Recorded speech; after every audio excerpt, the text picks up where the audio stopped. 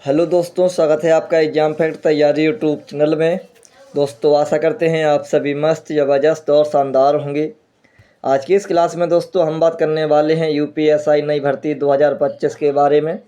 और आज मैंने 5 महीने बाद दोस्तों फर्स्ट मॉक टेस्ट लगाया है, जिसमें मेरा स्कोर आया है 330/400। आप सभी को पता है कि 400 नंबर का एग्ज़ाम होना है यूपीएसआई, और इसमें से 330 से आपके नंबर अधिक ही होने चाहिए, तभी जाके आपका सिलेक्शन होने वाला है। और आज मैंने सोचा कि चलो भाई, काफ़ी समय हो चुका है जब से यूपी पुलिस का रिज़ल्ट आया था दोस्तों। उस दिन से लेकर आज तक ज़्यादा पढ़ाई नहीं हो पाई है, थोड़ी बहुत पढ़ाई होती रही है। लेकिन आप यकीन मानिए कि आज मैंने ये अपना एक बार फिर से ट्रायल लगाया था, और इस ट्रायल में मेरे नंबर आए हैं 330, जो कि मेरे हिसाब से तो ठीक नंबर है। एक हिसाब से अभी स्टार्टिंग है, अब हम अपनी तैयारी को और बेहतर बनाएंगे।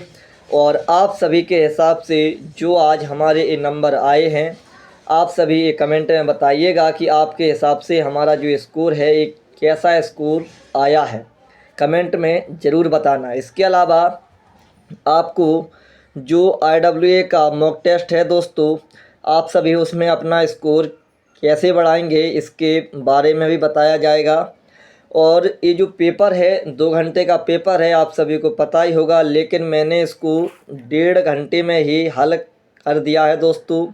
आप सभी को ये भी बताएंगे, जो कि आपको यहाँ पर ये पैराग्राफ दिख रहा है, यहाँ पर हर चीज़ आपको मिलने वाली है। और स्कोर यदि किसी को भी बढ़ाना हो तो वह इसी को एक बार इसके आंसर की चेक करके फिर से इसको लगाएगा, तो उसके नंबर अच्छे खासे बन जाते हैं, यानी फुल में से फुल नंबर भी बच्चे यहाँ पर लेके आ जाते हैं। लेकिन मुझे ऐसा करना नहीं है, क्योंकि भाई आप अपने ऊपर डिपेंड है, ना कि किसी और के ऊपर। आपकी यदि आप अपनी कमी नहीं देखेंगे तो और कोई आपकी कमी देखने वाला नहीं है दोस्तों। किसी को भी किसी से मतलब नहीं होता है।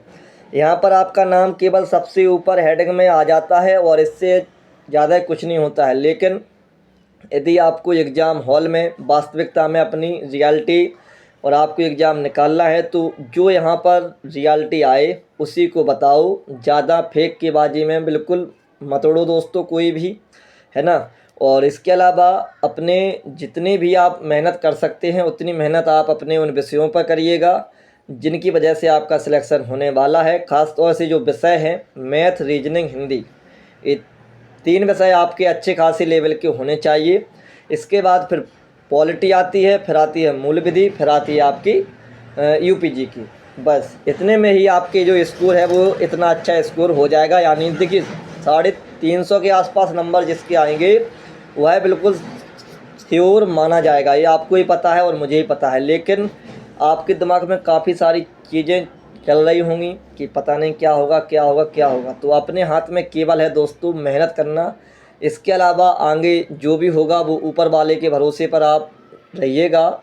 आपके साथ कभी भी वह गलत नहीं होने देंगे, ना होता है, ध्यान रखना। इसके अलावा आपकी जो टाइम मैनेजमेंट है दोस्तों, यह आप कैसे करेंगे, इन सभी के बारे में जानकारी मिलने वाली है। आज यह हमारा फर्स्ट मॉक टेस्ट है, तो इस वजह से आपको हमने स्टार्टिंग में इतना ज़्यादा समझाया है, ठीक है।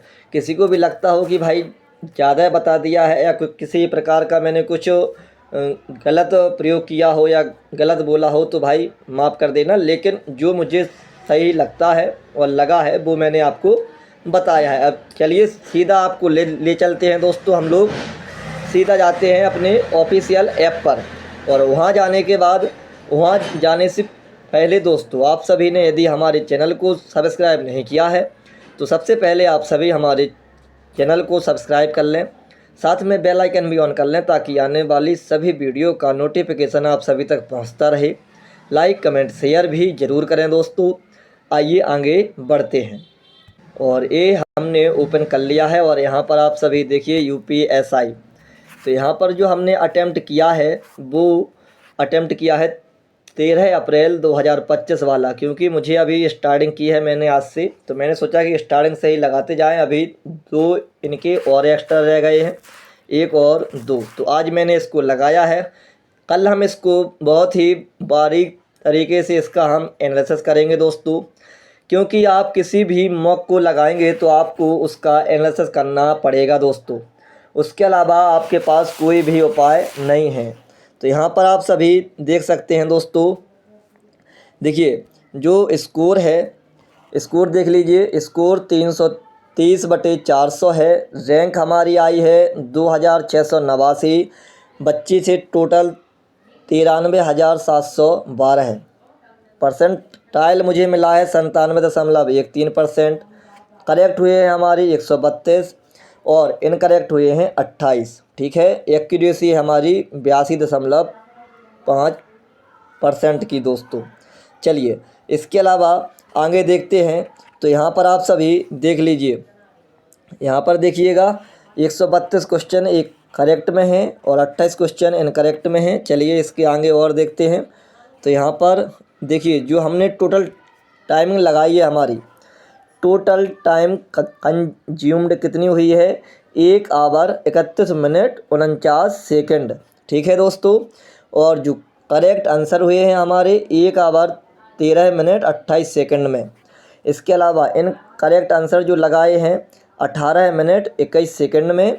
इस प्रकार से हमारा सेशन हुआ है, जो कि हमने 1.5 घंटे में ही आज का मॉक टेस्ट कवर किया है दोस्तों। देखिए टाइम मैनेजमेंट यदि आपने यहाँ पर कर लिया तो जो एग्ज़ाम हॉल होता है वहाँ पर आपकी 2 चीज़ें प्लस में जाती हैं। पहले तो आप पूरे क्वेश्चन को पढ़ भी लेंगे अच्छे से, और इसके अलावा उन प्रश्नों पर एक्स्ट्रा बुद्धि भी लगा लेंगे। कोई प्रश्न यदि ज़्यादा है डीप पूछा जाता है तो वह प्रश्न भी आप सभी से आराम से बन जाता है, क्योंकि आपके दिमाग पर 1% प्रेशर होने वाला नहीं है। सबसे अहम चीज़ जो होती है एग्ज़ाम हॉल में दोस्तों, वो होती है टाइम मैनेजमेंट।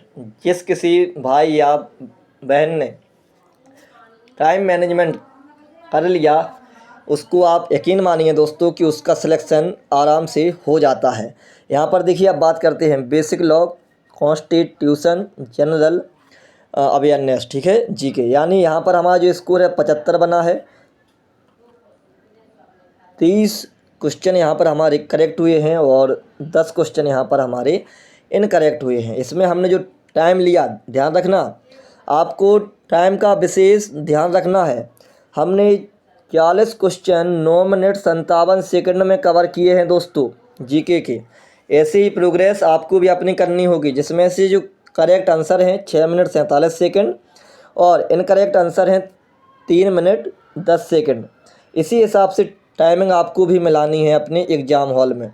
ठीक है, इसके अलावा अब हम बात करते हैं हिंदी की। तो हिंदी की बात करें दोस्तों, तो यहाँ पर देखिए स्कोर जो हमारा आया है 82.5। 33 क्वेश्चन यहाँ पर हमारे करेक्ट हुए हैं और 7 क्वेश्चन यहाँ पर हमारे इनकरेक्ट हुए हैं।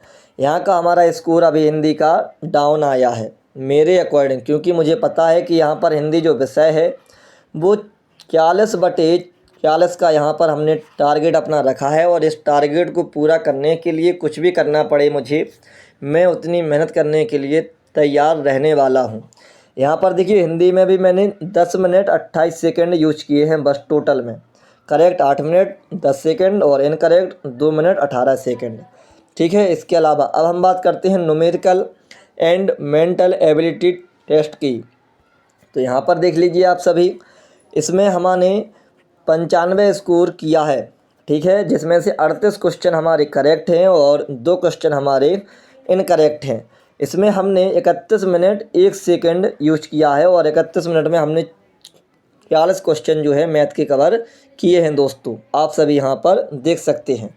इसके अलावा आगे बात करते हैं हम लोग मेंटल एप्टीट्यूड, इंटेलिजेंस और रीजनिंग की। तो यहाँ पर देखिए 77.5 यहाँ पर हमारा स्कोर हुआ है और करेक्ट क्वेश्चन यहाँ पर हमारे 31 हुए हैं और 9 क्वेश्चन यहाँ पर हमारे इनकरेक्ट हुए हैं दोस्तों।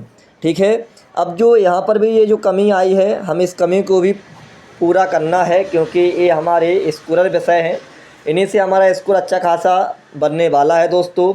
आप सभी भी अच्छे तरीके से मेहनत करते रहिए। और यहाँ पर जो टाइमिंग हमने ली है वो आप सभी यहाँ पर देख सकते हैं।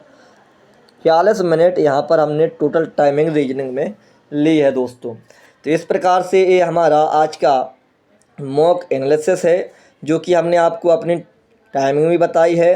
अब बात करते हैं, इसी हिसाब से आपको भी अपनी टाइमिंग मैनेजमेंट करनी है, तो आपको मेहनत करनी पड़ेगी। बिना मेहनत के दोस्तों कुछ भी होने वाला नहीं है, ये आप सभी भी अच्छे तरीके से जानते हैं दोस्तों।